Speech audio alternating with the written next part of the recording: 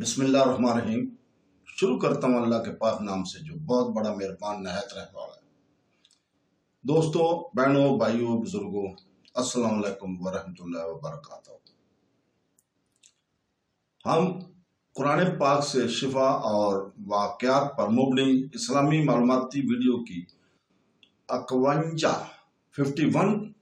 قسط پیش کر رہے ہیں، اور اس قسط میں ہم بیان کریں گے ایک سنگین گناہ، یتیموں کی دولت کا غلط استعمال۔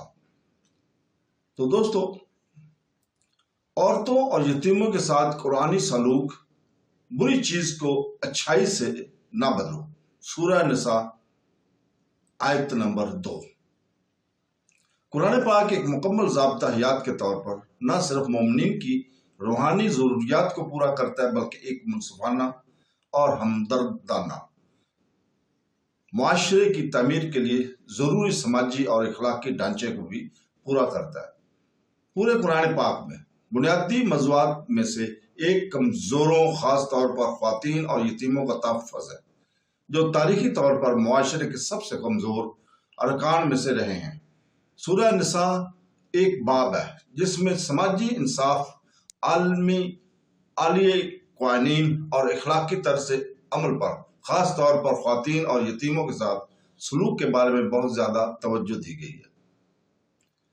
اس کے سب سے گہری ہدایات میں سے ایک یہ حکم ہے، اور برائی کو اچھی چیز سے نہ بدلو اور نہ ان کے مال کو اپنے اعمال میں کھاؤ۔ یقیناً یہ بہت بڑا گناہ ہے۔ سورہ نساء کی آیت نمبر 2 کا یہ ترجمہ ہے۔ یہ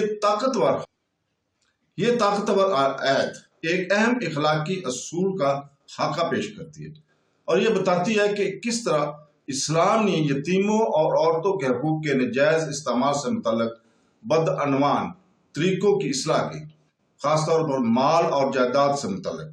قبل الاسلام عرب میں یتیموں کو اکثر ایک بوجھ کے طور پر دیکھا جاتا تھا، اور سرپرستوں کے لیے معمولی احتساب کے ساتھ ان کی وراثت اور دولت پر قبضہ کرنا عام تھا۔ اسی طرح جب اس دنوں میں دولت پر قبضہ کرنا عام تھا، خواتین کو بھی جائیداد کے حقوق سے محروم رکھا گیا، اور اکثر قانونی اور اخلاقی حیثیت رکھنے والے افراد کی بجائے اثاثوں کے طور پر برتا گیا۔ اسلام نے ان غیر منصفانہ رسومات کو ختم کر دیا اور وحی الہی کے ذریعے ان گروہوں کے لیے وقار، تحفظ اور مساوات کو دوبارہ قائم کیا۔ یہ آیت خاص طور پر یتیموں کے قیمتی اثاثوں کے سرپرستوں کی ملکیت میں کمتر اشیاء سے بدلنے کی بے ایمانی کی مذمت کرتی ہے۔ فکرہ برے کو اچھے کی بدلے تبدیل نہ کریں، یہ براہ راست دھوکہ دہی کے ایک قسم کو نشاندہی کرتا ہے۔ یہاں کوئی یتیم کے اعلیٰ معیار کے سامان کو سستے کا کم قیمتی متبادل سے بدل دیا جاتا ہے، اس طرح یتیم کو دھوکہ دیتا ہے اور بے ایمانی سے فائدہ اٹھاتا ہے۔ اس عمل کو محض غیر اخلاقی نہیں سمجھا جاتا، بلکہ اللہ کی نظر میں اسے عظیم گناہ کا لیبل لگایا گیا ہے۔ مضبوط اخلاقی زبان کے استعمال سے قرآن نہ صرف غلط کاموں کی نشاندہی کرتا ہے بلکہ مومن کو اس طرز عمل کی سنگینی کو متاثر کرتا ہے۔ حکم اس بات کو تقویت دیتا ہے کہ کمزوروں اور بالخصوص یتیموں کی جائیداد کو ناجائز استعمال کوئی معمولی بات نہیں ہے، بلکہ ایک سنگین جرم ہے جس کی دنیا اور آخرت میں سنگین نتائج برآمد ہوتے ہیں۔ یہ آیت ایک قانونی حد کی طور پر بھی کام کرتی ہے جو امانت داروں کے لیے واضح رہنما اصول طے کرتی ہے۔ سرپرستوں کو یہ اجازت نہیں ہے کہ وہ یتیموں کے مال کے ساتھ ایسا سلوک کریں جیسے یہ ان کا اپنا ہے، اور نہ ہی انہیں اس بات کی اجازت ہے کہ وہ اسے اپنے مالیات کے ساتھ اس طرح ملا دے جس کے نتیجے میں نقصان، الجھن یا استحصال ہو سکے۔ اس آیت کا وسیع تر پیغام انصاف، دیانتداری اور اخلاقی جواب دہی کے ایک بڑے قرآنی ویژن میں فٹ بیٹھتا ہے۔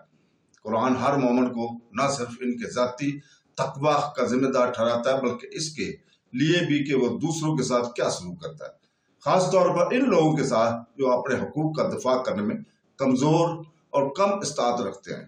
اس تناظر میں خواتین اور یتیموں کا بار بار تذکرہ کیا جاتا ہے جو ان کے تحفظ اور بہبود کے لیے اسلام کی گہری تشویش کی نشاندہی کرتا ہے۔ جو عورتیں کبھی وراثت سے محروم تھیں، انہیں قرآن پاک میں متعین حصہ دیا گیا اور واضح احکام کے ذریعے ان کے مالی اور سماجی حقوق محفوظ رکھے گئے۔ اس طرح یتیموں کو اب بے سہارا افراد کے طور پر نہیں دیکھا جاتا، بلکہ ایسے افراد کے طور پر دیکھا جاتا ہے جن کی دولت، عزت اور مستقبل کی پوری احتیاط سے حفاظت کی جاتی ہے۔ مومنوں کو ہدایت کرتے ہوئے کہ وہ کم تر چیزوں کو اللہ کے لیے تبدیل نہ کرو، قرآن ایک وسیع تر سبق سکھاتا ہے۔ تمام معاملات میں ایمانداری، خاص طور پر جب کسی دوسرے کے وسائل پر اقتدار کی حیثیت ہو، یہ اصول نہ صرف یتیموں کے سرپرستوں پر لاگو ہوتا ہے بلکہ لیڈروں، آجروں، ججوں اور ذمہ داروں کے اوپر بھی سونپی جانے والی کسی بھی لاگو ہوتا ہے۔ امانت کے قدر اسلامی اخلاقیات میں مرکزی حیثیت رکھتی ہے، اور اس اعتماد کو توڑنا، خاص طور پر کمزوروں کے ساتھ معاملہ کرتے وقت، ایک ایسا عمل ہے جو معاشرے کو بگاڑ دیتا ہے اور انسان کو رحمت الہی سے دور کرتا ہے۔ یہ حکم اندرونی اخلاقی نظم و ضبط کو بھی فروغ دیتا ہے، مومنوں کو یاد دلاتا ہے کہ اللہ ہر عمل سے ہمیشہ چوکنا اور باخبر ہے، یہاں تک کہ جو بھی خفیہ یا بند دروازوں کے پیچھے کہا گیا ہے۔ ایک ولی دوسرے کو دھوکہ دے سکتا ہے لیکن وہ اللہ کو دھوکہ نہیں دے سکتا۔ یہ روحانی شعور قرآنی اخلاقیات کی ایک منفرد خصوصیات ہے۔ یہ اخلاقیات کو ایمان سے جوڑتا ہے، مومن کو یاد دلاتا ہے کہ ہر عمل کا فیصلہ وہی کرے گا جو سب کو دیکھتا ہے۔ یہ آگاہی پبلک اور پرائیویٹ دونوں معاملات میں ضبط نفس، اخلاق اور راست بازی کی حوصلہ افزائی کرتی ہے۔ اس کے علاوہ یہ آیت قانونی اصلاحات کی بنیاد رکھتی ہے جو ابتدائی اسلامی دور میں ہوئی تھی۔ اس نے سرپرستی اور دولت کے انتظام کے لیے احتسابی طریقہ کار قائم کیا، خاص طور پر ایسے معاملات میں جن میں نابالغ اور خواتین شامل ہیں۔ اسلامی اسکالر نے بعد میں اسلامی وراثت کے قانون، وقف کے قواعد، وقف اور سرپرست ولایا کے رہنما اصول تیار کرنے کے لیے ان اصولوں پر توسیع کی، اس بات کو یقینی بناتے ہوئے کہ کمزوروں کے حقوق کا تحفظ ایک ایسے نظام کے ذریعے کیا جائے گا جس کی جڑیں خدائی ہدایات اور عملی طور پر حکمران دونوں میں ہوں۔ تو دوستو، سورہ النساء آیت نمبر 2 ایک لازوال حکم پیش کرتی ہے جو انصاف، ایمانداری اور معاشرے کی سب سے کمزوری ارکان کے تحفظ کے لیے اسلام کی گہری وابستگی کی عکاسی کرتی ہے۔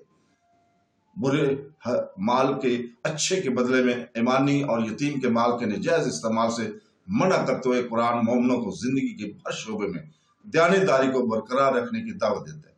یہ آیت افراد اور برادریوں کے لیے ایک اخلاقی کمپس کے طور پر کام کرتی ہے، انہیں یاد دلاتی ہے کہ اعتماد مقدس ہے اور انصاف ایمان کی بنیاد ہے۔ اس طرح کی آیات کے ذریعے اسلام صرف عبادت کے لیے نہیں بلکہ ایک منصفانہ، ہمدرد اخلاقی معاشرے کے لیے ایک ڈھانچہ قائم کرنا ہے۔ تو دوستو، اس کے ساتھ ہی ہم آج اجازت چاہتے ہیں کل تک کے لیے، اور اللہ تعالیٰ سے دعا کرتے ہیں کہ وہ ہمیں قرآن اور حدیث پر عمل کرنے کی توفیق عطا فرمائے۔ آمین ثم آمین۔ اللہ حافظ۔